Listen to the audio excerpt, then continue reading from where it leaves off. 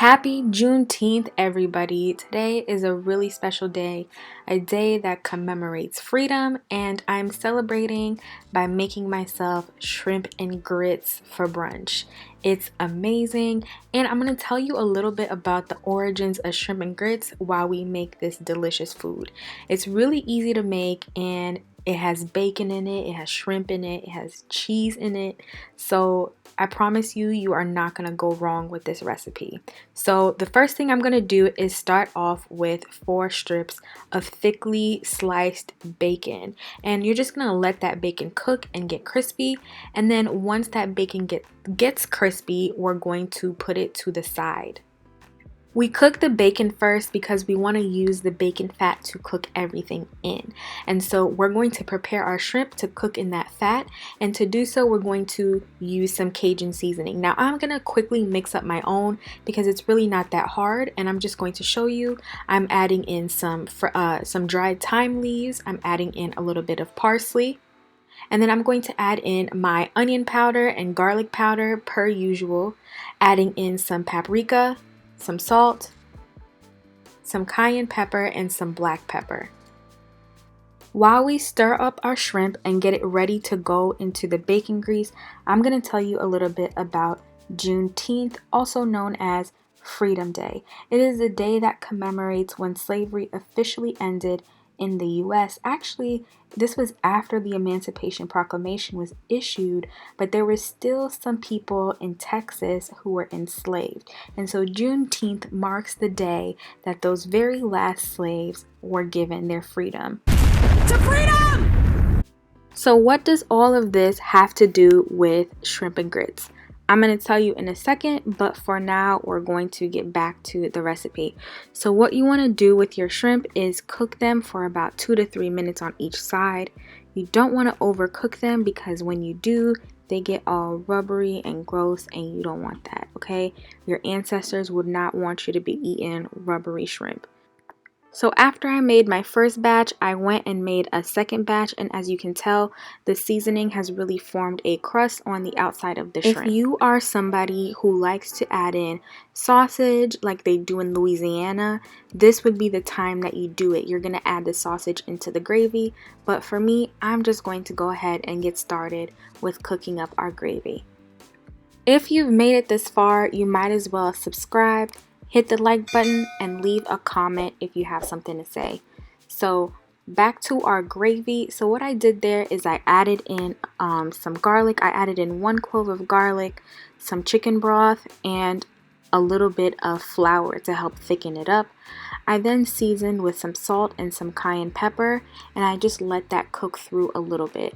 Now, one very, very important part is to add in some lemon juice because the lemon juice is going to help cut through all of that fat, and it's really going to help brighten up our shrimp and grits. So to get started, I'm going to add in about 3 cups of chicken broth and 1 to 1.5 cups of either milk or half and half. Now, I use chicken broth because I feel like water is just not an option. Like, if you have an option to add more flavor into your food, please use it. So once the chicken broth and the milk start to boil, I add in 1 cup of grits, and as soon as I add it in, I stir it around because you don't want your grits to be all lumpy and clumped up. Now we're gonna go back to our story about the origins of shrimp and grits. The reason why I chose this dish is because shrimp and grits originate from both indigenous people and the enslaved West Africans who were brought to the south of the United States. They used to make grits, and enslaved people, when they didn't have enough rations for food, would go and catch shrimp, and so they would make shrimp and grits as a dish. That story goes to show that even with the scraps that they were given, Black people were able to make something amazing and something that is celebrated and something that really has become a staple in Southern food culture. So once your liquid just starts to evaporate and your grits start to thicken up a little bit, you want to add in your butter, and now is the time for me to add in cheese. I'm using some sharp cheddar cheese, and I pulled out my ghetto janky cheese grater because she still works. You know, she's not cute, but she works. And so I am using that, grating some cheese in there, and I'm mixing it around. And I'm doing it little by little just because I don't want clumps of cheese, because that's going to take a really long time to melt. So every time I grate some cheese in there, I mix it around.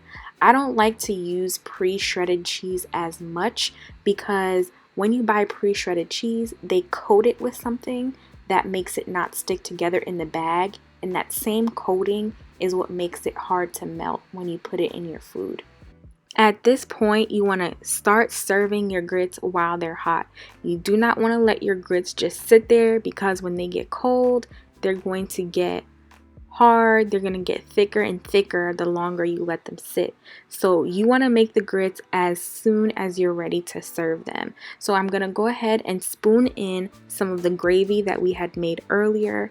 I'm trying to make it cute because, you know, I gotta take the pictures later. So, but typically I would pour the gravy all on there. So I put my gravy on there, and then I added in my shrimp.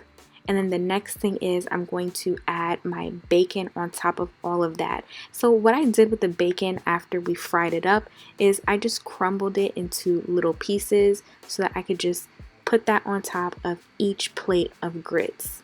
So to top everything off, I'm going to be using some green onions, and I added in some parsley too. This is the final product. I hope y'all enjoyed the video. I hope that you try it out, and I really hope that you learned something. Please take today to reflect and to think about all of the people who have come before us, and think about how we can contribute to furthering their legacy by continuing to fight for freedom. All right, I hope y'all have a good day, and remember, Black Lives Matter today, tomorrow, and every single day. Bye.